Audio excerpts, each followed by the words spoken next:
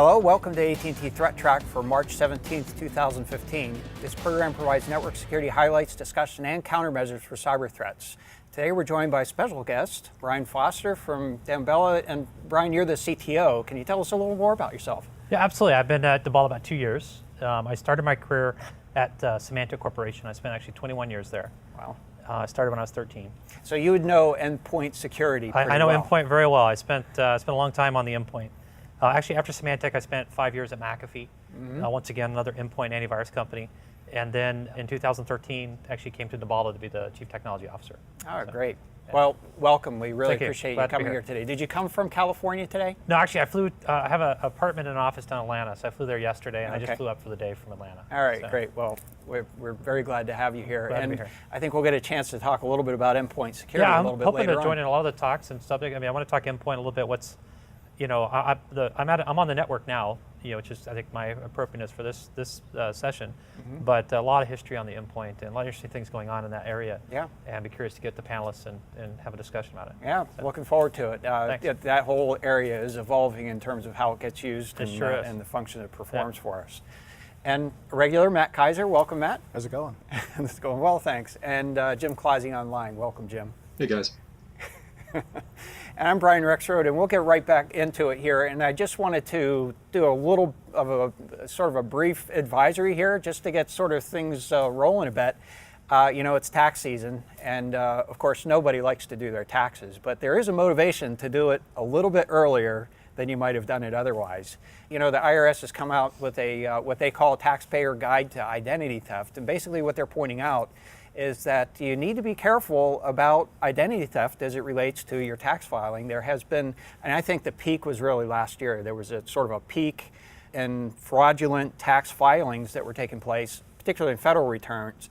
And then there was a sort of an incident this year that was detected. I think I think TurboTax had brought to light around filings on state returns. And basically what these fraudsters are doing is they're filing a return before the legitimate user can file, and obviously they're gonna bake the numbers a little bit so they get a nice big return back, and then you might see that subsequently. So it's a form of identity theft. In order to file a return, you have to have a social security number. Now, I read an article that suggested that perhaps TurboTax might have been at fault in the sense that maybe information had been stolen from TurboTax.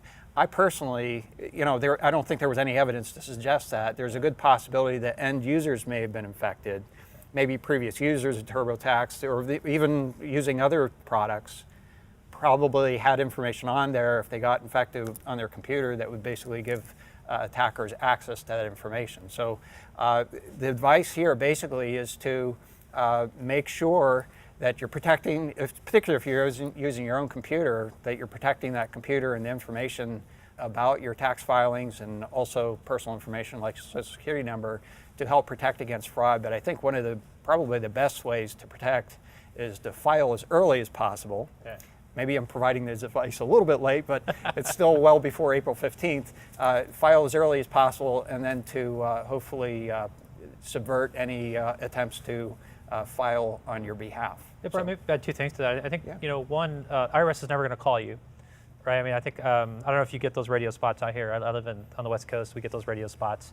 And my mom is recently living by herself, and she's gotten one of those calls. And I preach to her all the time. So these are fraudsters trying to get information They're trying to from call you to say, hey, we're at the IRS, trying to verify your claim. Can you give me your Social Security number and some other information about you, which is basically ways of getting her identity data.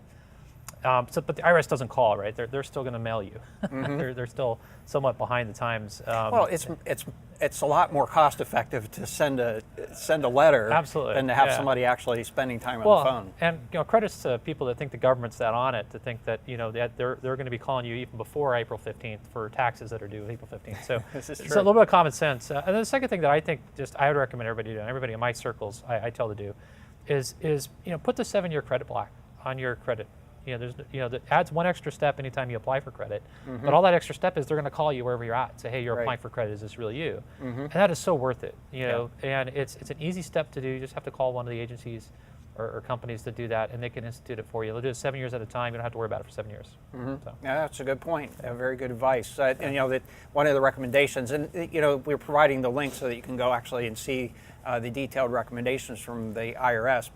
And one of them is to check your credit report each year, but to put the block into place so that it gives you better control around it. Absolutely. So you're proactive, that's right, preventative as opposed to reactive. Also, prevention is worth a pound of cure. It's a very good.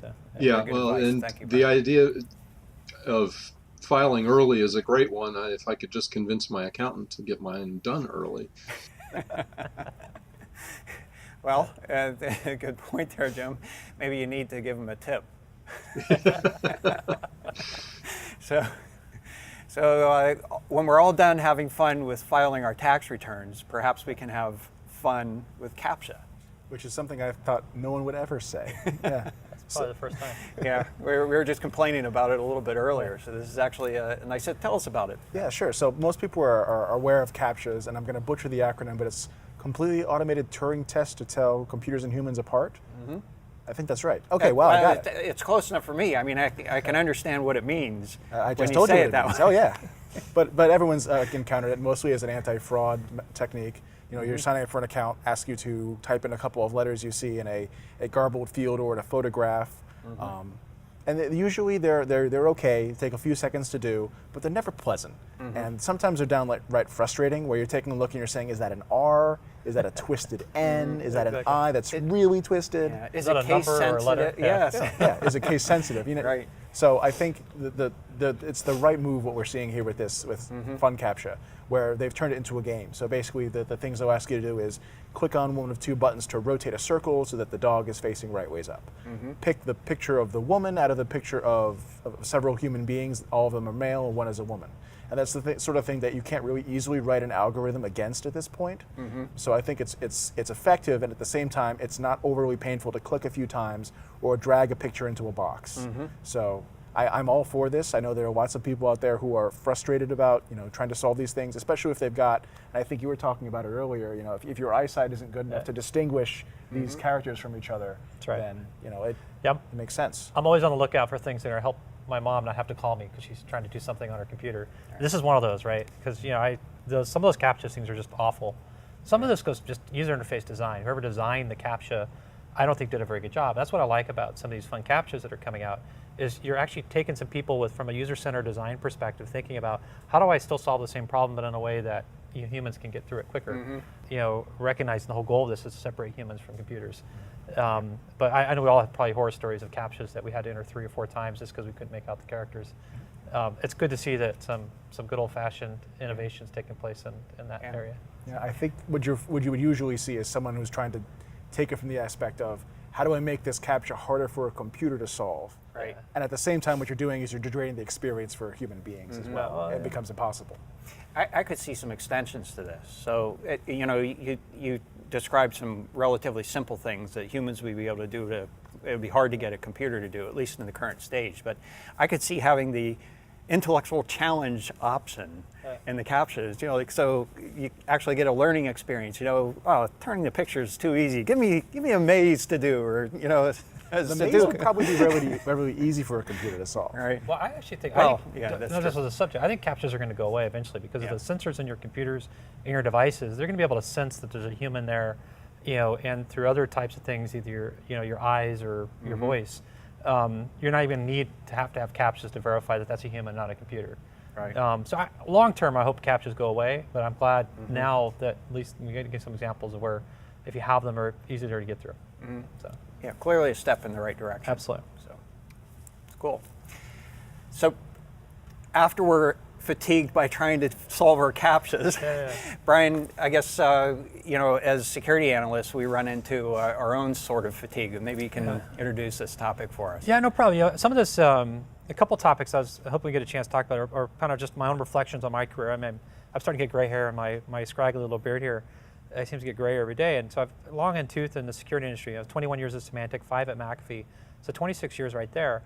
And I've built a lot of products, or worked on teams that built a lot of products over the years, and every one of those products has spit out alerts. And when you're building a product, you're thinking, hey, I've got a dedicated human that's just looking at my product's alerts, and that's all they ever do. But that's not the case, right? Security analysts are looking at 20 to 30 products. They're all spinning out alerts, and it's created this syndrome that's out there today called alert fatigue.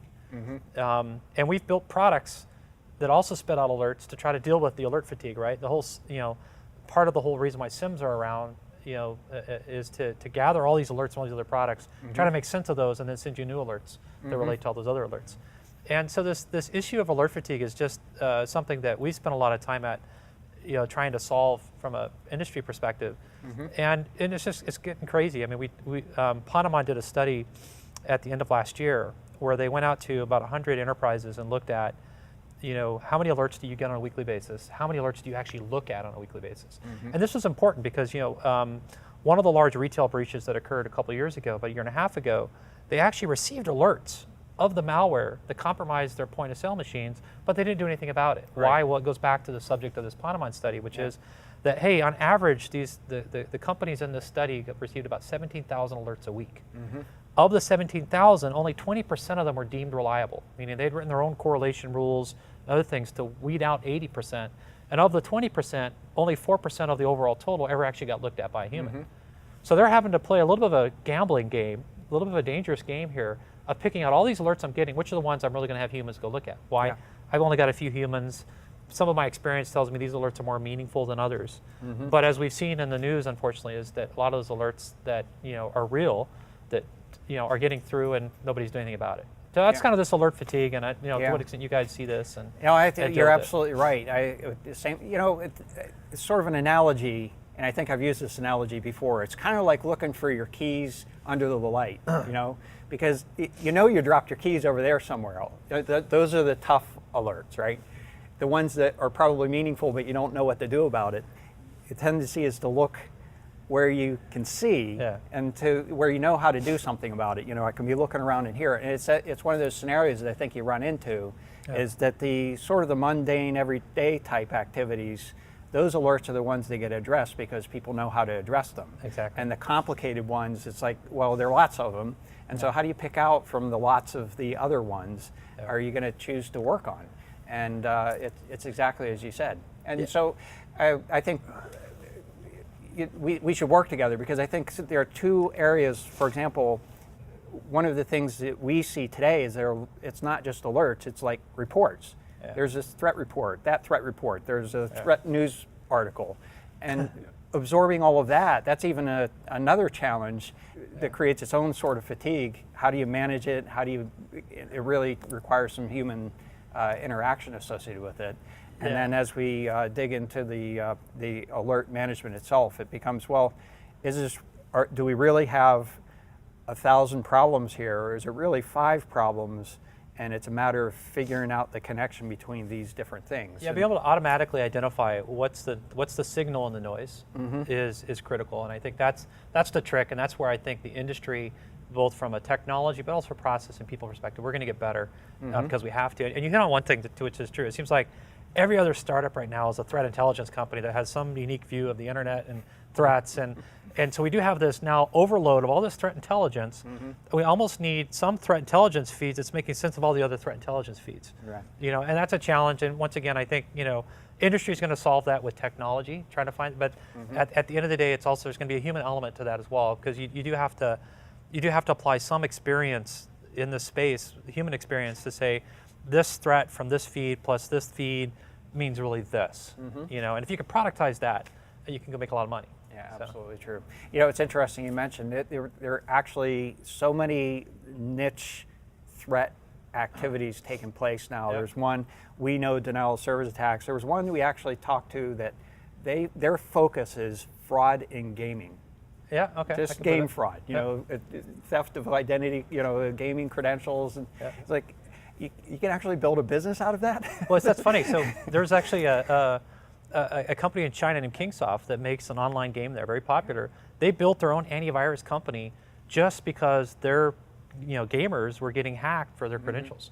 So they built an antivirus product that they sold to their existing users of their product with the sole intent of just protecting their game.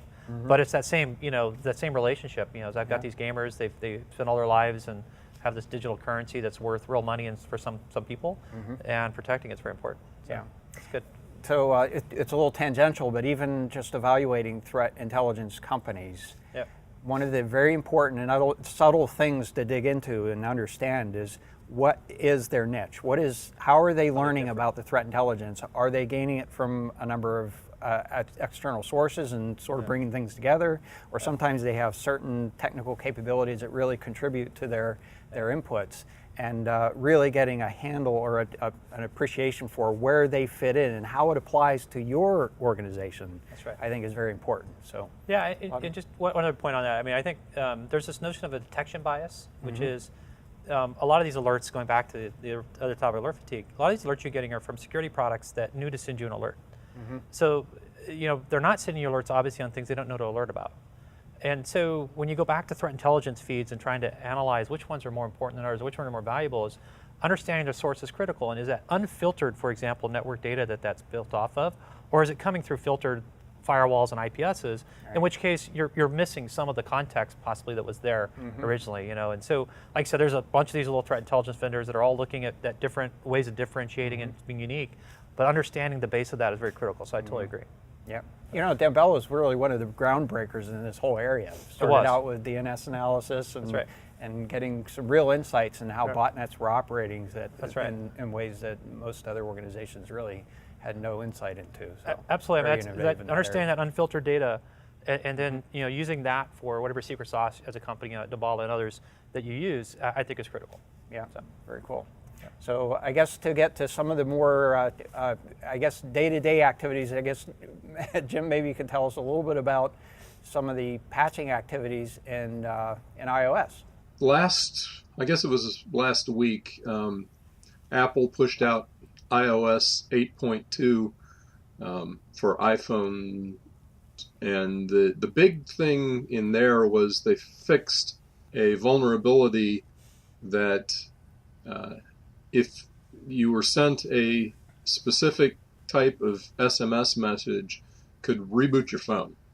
So that was the big security fix that I'm aware of in iOS 8.2. So if you're using an iPhone and you got prompted to apply that update, I would go ahead and do it. Sounds like a good idea. So if I can understand a little more specifically here, was that a potential, did that have potential to do other things, or was it just a sort of a denial of service vulnerability? It was mostly a denial of service attack. It was a special SMS message, a Flash SMS or a Class 0 SMS, and that, as far as I can tell, as far as I've been able to find folks writing about it, all it could do was restart your phone, but that still could be annoying. It certainly can be annoying. My wife was complaining the other day that she was trying to pick me up. I was getting the car serviced, and her phone wasn't working the way it was supposed to. So that's. Well, what's interesting about this vulnerability, I guess two things. One, this 8.2 update is the update everybody needs to get if you get an iWatch. So all 5% of you, however many people are going to go get the iWatches or whatever they're calling them. So it's a feature update. It's a feature update to enable that. But this is interesting. Like, I don't know if you guys are familiar with those Angie alerts on the freeways. Like if a kid's abducted, they send it in. And if you ever notice, you get those alerts, and maybe flash floods if you live out where there's flooding. Yep. You'll get these alerts on your phone which pop up differently than your normal messaging app. Well, that's the messaging service that this vulnerability took advantage of on the iPhone. And that's the messaging service where there's a vulnerability that, it could cause your phone to reboot. And that's the vulnerability that they closed with the update. But it's interesting. You didn't know your phone had this messaging service unless you receive one of those Angie alerts or one of those flash floods. And they always come somewhere between 2 and 3 in the morning. Yeah, exactly. It's got that really annoying sound associated with it. And exactly. It goes off at the same time. Yeah. Exactly. Yeah, it really will tend to make you jump out of your bed. But it is actually a good service. Absolutely. I It's appreciate totally useful. Interesting. It's just until you get one, you didn't know it's there. Right. What do you do with this? My phone broken. So my big question is, how does one send these sorts of messages? I assume that it's not for everyone to use. Otherwise, I imagine that everyone's phone would be getting spam with these day in, day out. If you're going to get regular spam, why not push it past the regular notification mechanism? Why not make it appear on somebody's screen and right in their face. I think you just created some homework for yourself there, Matt. might I would assume, I would assume AT&T knows all about that. Somebody's got to. So I'm sure somebody in AT&T knows all about that. It just doesn't happen to be between the three of us here. So, yeah, I think you've got some homework there, Matt. We can talk about that Fine by sometime me. soon. I think it'd be an interesting discussion. So Brian, we started out kind of at the very beginning talking a little bit about endpoint security. Yeah. Let's dig into it a little bit more. What are your observations about endpoint security? I could fill up hours talking about endpoint. Sure So I you spent could. my career on the endpoint. I actually went to Damballa to get away from the endpoint, believe it or not. And some of that was on the macro level was just, my history is building system level antivirus software on Windows. And back 7 years ago, 90% of your endpoints that IT managed in an enterprise were Windows on Intel. And if you look today, that's 30 to 40%. Why? Yeah. Because of iPhones and because of Android, and even a resurgence of Mac OS, things like that. And from a software development perspective, it's harder to do what we were doing on Wintel on those other platforms. In some cases, you can't. You can't do that on iOS, for example. And so just the ability to secure those devices and write the same kind of security software is harder. But then the core issue is then you also help from a business model perspective. You saw security software going to a free model. So long reason I thought network is where security is going to come from, and where I think you're going to get security. And so I came to Damballa, but as I keep very close to my largest customers, I keep hearing them say, I'm having to go back to the endpoint. Why? Because my employees are leaving my network and they're not always on my network. And although I control my network and I want to put security in my network, I still have to go secure these guys while they're out on the road and they're getting hacked on the road. And this came to mind, the reason why I brought this up for this session was we recently looked at our customers at Damballa and found when we find malicious files, we scan them with like 20 antivirus engines. And within an hour of us, the first hour of us detecting something, 70% of the antivirus solutions out there don't detect it. Right. And I think common sense would tell us, okay, we know that. Everybody's been saying AV's dead. If you're using it for prevention, you're doing it wrong, all those things. But what was surprising to me was that after a month, still 40% were missing it. It took a full 6 months before the full list of antivirus companies we're looking at were catching up with everything we're seeing. Right. So I go back and I say, on one hand, I hear, CISOs for very large companies saying, I'm having to go back to the endpoint. On the other hand, I'm here saying the top 20 antivirus companies aren't on the ball, And of course, the answer has been, if you go look at where there's a lot of innovation, there's a lot of investment in the market today, there's 10 new endpoint companies that have popped up with next-gen endpoint solutions. So it's just interesting. I have a lot of experience in this. I'm curious what you guys see and your perspectives on it. It seems to me that's McAfee and Symantec's, maybe Sophos and Kaspersky Trend in some cases, their markets to lose because they're there already, but they're not doing a good job. And you think it's been 10, 15 years that this issue has been becoming prevalent. Yeah. You think that by now they've done something. I don't even know where to start on this because I think there are a lot of aspects of this that we could certainly discuss. One is that clearly the traditional signature-based analysis isn't working too well.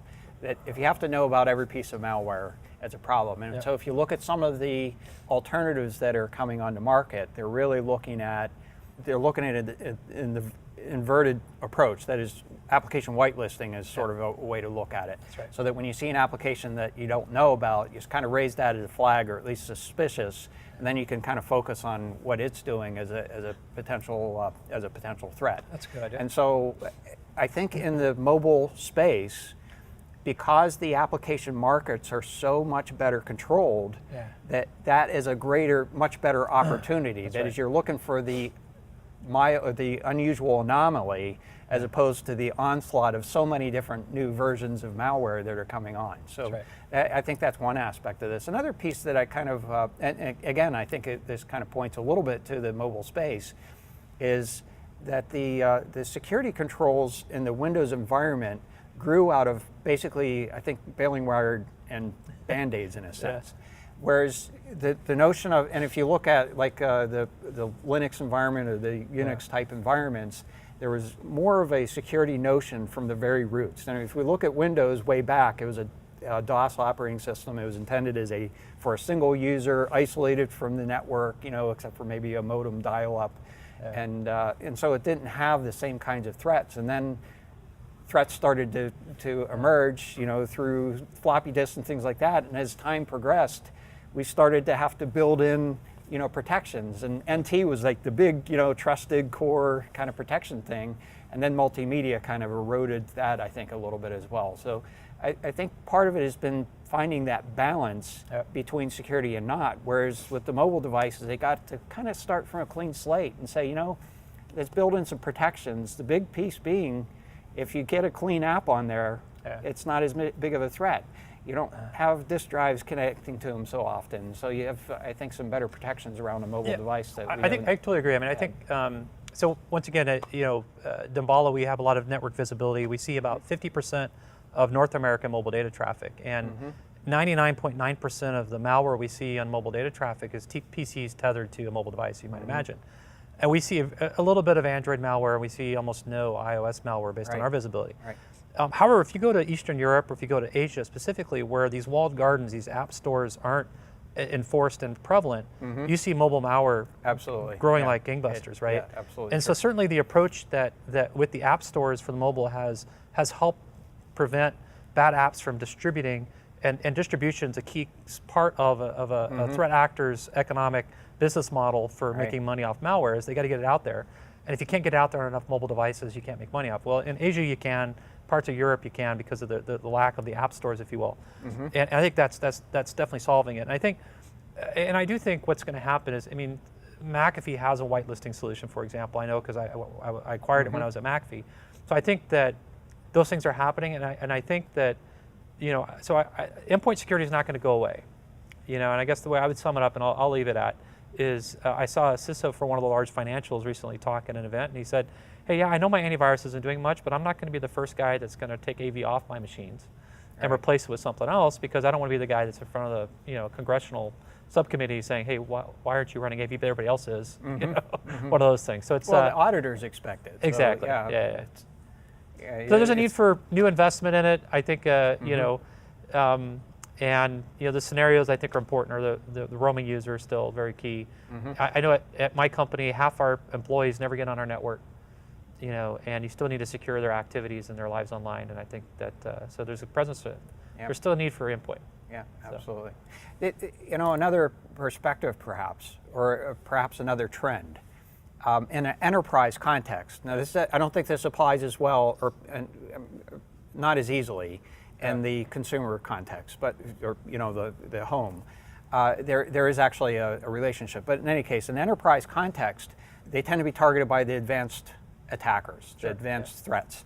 And in that kind of environment, it's not so much necessarily depending on the endpoint for security, but putting something in place so that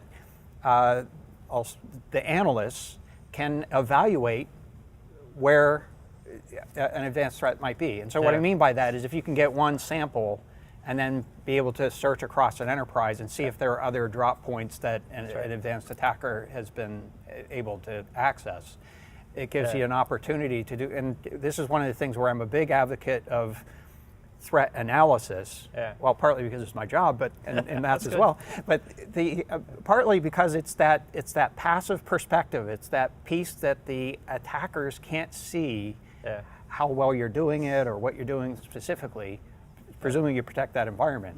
And so by doing that, it's that wild card up your sleeve that you get to pull out, and the ability to go and basically peruse or use the enterprise environment as a means to help dig out the activities that may have been taking place. You're not depending on signatures as much, but have the opportunity to kind of dig through it. But that's also still reactive. I mean, it they have to have done something. It is very much reactive. There's no question about that. It's reactive, but it's a way to deal with threats in a still reactive sense, but more effectively than otherwise. It's the flock of sheep, or a herd of sheep. I don't know what you call a group of sheep, not a sheep herder.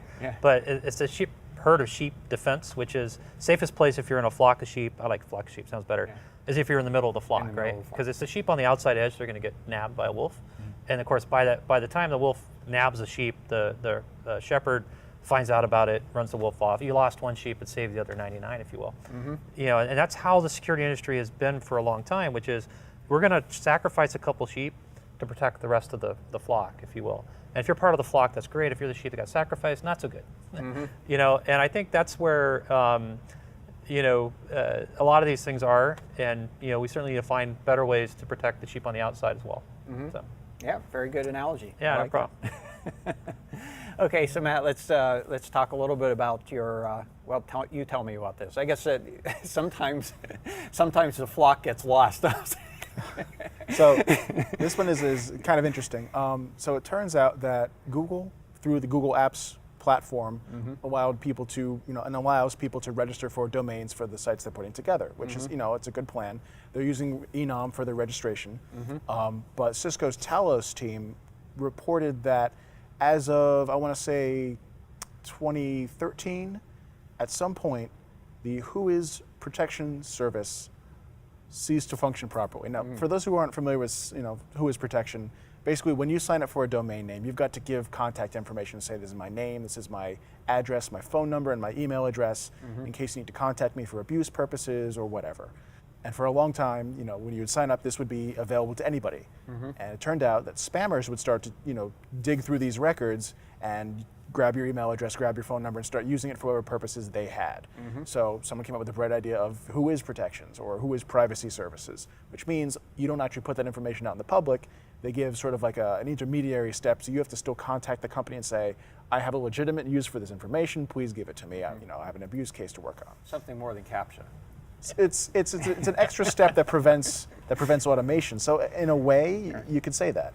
But what it turns out is that at some point in the process for Google Apps, the renewal process was not re-upping that protection service, which you would expect it to happen if I said I wanted to sign up for this and I wanted it to last for 3 years. Every year it would go through and check and say, okay, they wanted it, they get it again. Their WHOIS is still protected.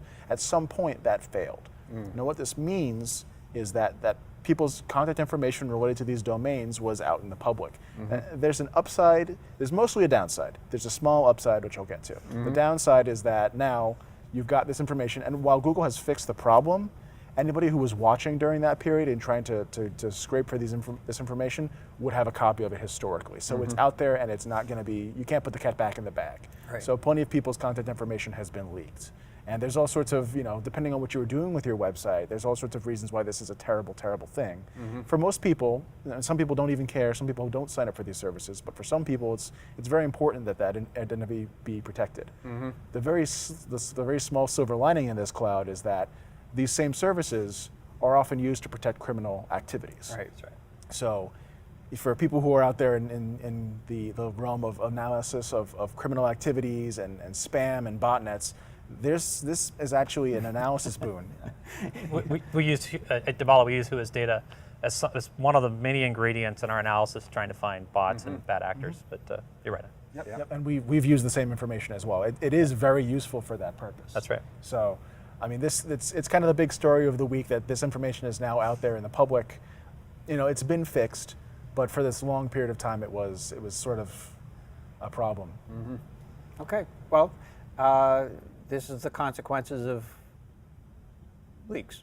Yeah, this is basically a leak. Yeah. But it's by the same token, I know we've run into a lot of cases where that privacy is a little bit of a hindrance in being able to get information that you need about investigating malicious activity. So hopefully that won't happen again, and hopefully some folks have learned some lessons. So I guess to sort of transition a little bit here.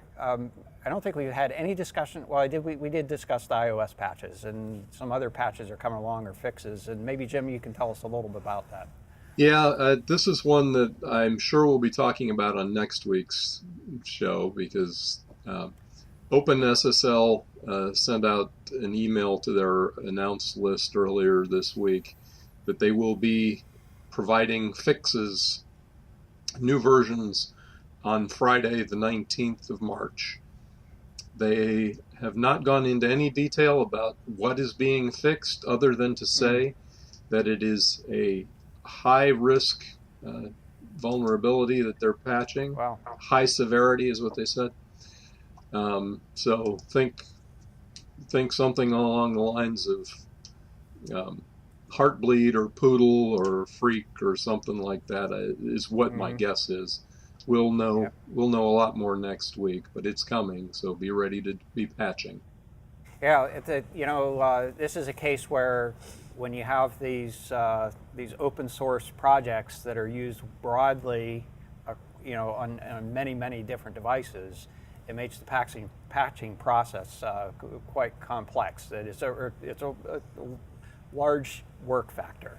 Yeah, And, well, we've been through that a couple of times already in the last year or two. So. Yeah, absolutely. So if it is serious, Heartbleed was significantly more serious than the others. The Poodle, I think, was marketed heavily, but Heartbleed clearly was the more significant vulnerability. So hopefully it's not quite that bad. Whoever finds it markets it. Yeah. Right? Whoever finds it markets it. Yeah. Well, hopefully it's not that bad, but they do say high severity, so we'll see on Friday. Yeah, and so this is a case where it's actually coming from the OpenSSL development organization. Is that correct? Yeah, well, they've announced that they've got the patches coming. I'm not sure where the vulnerability was reported to them. Who gets credit for finding that? But. I guess one of the things, and I'm not going to be able to help with names here, but one of the silver linings around Heartbleed was that it helped to realize that some of these open source projects that are used across many different products weren't really getting the security attention that they needed. Yeah. And so basically an organization was developed to help facilitate that. That's right. And that's, I think, a really significant development in the security community. Long term, I think that's great. Short term, I thought this was the advantage of open source is that I get something that already has gone through this review. But long term, I think this is good. I'm an OpenSSL user in my for Damballa. So every time this happens, we have to go through and look at it, and it's extra work.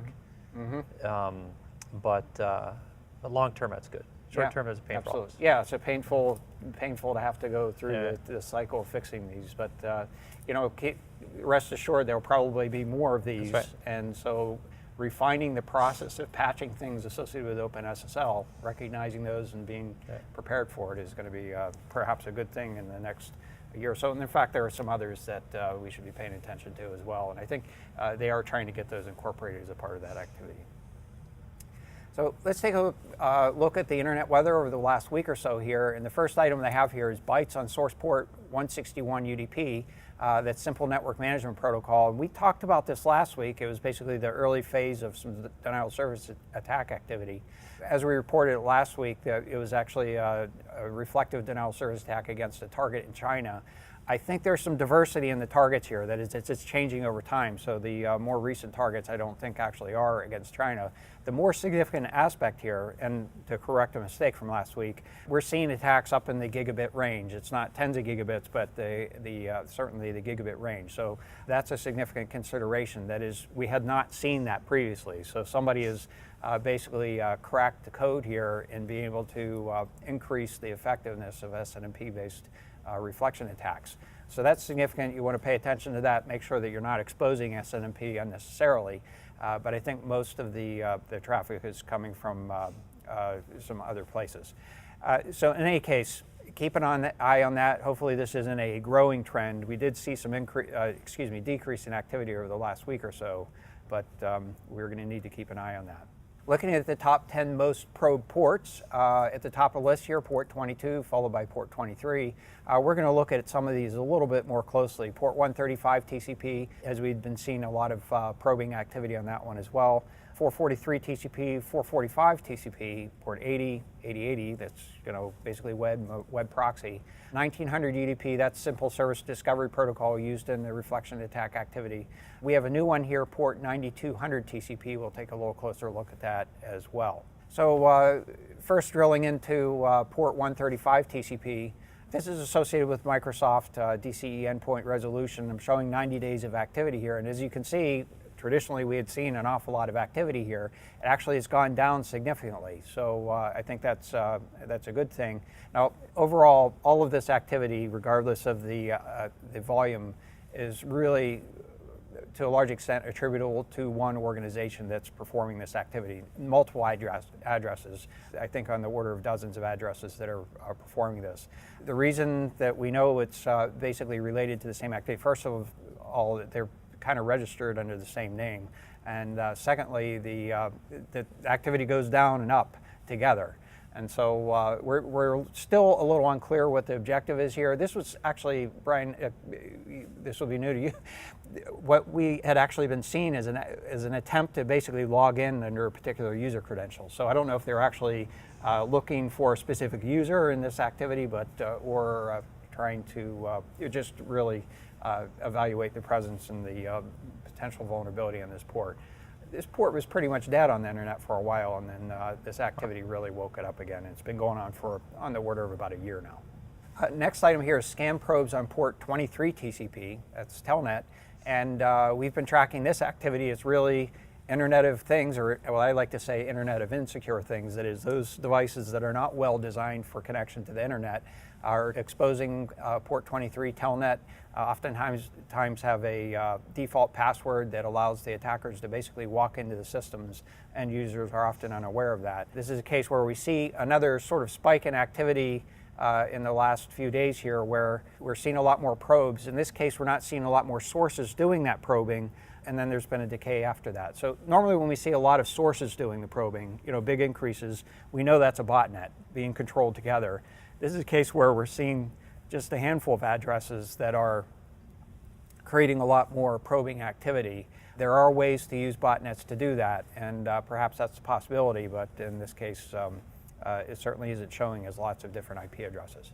Looking at the top 10 most sources doing the probing, regardless of what I just described, port 23 still is at the top of the list by far, followed by port 445 TCP, and then we have some ICMP and a couple of point P2P type activities taking place, and then followed by 1900 UDP, and that would be, again, associated with reflective denial of service attack activity using simple service discovery protocol. Okay, so taking a little closer look at port 9200 TCP, this is associated with Elasticsearch, and I'm going to defer, perhaps Jim, maybe you can tell us a little bit about Elasticsearch and how that might be related to this activity here.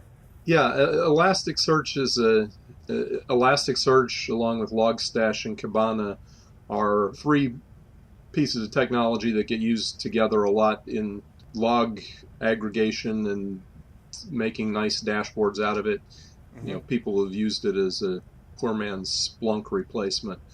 So 9200 is the REST API port, default REST API port for Elasticsearch.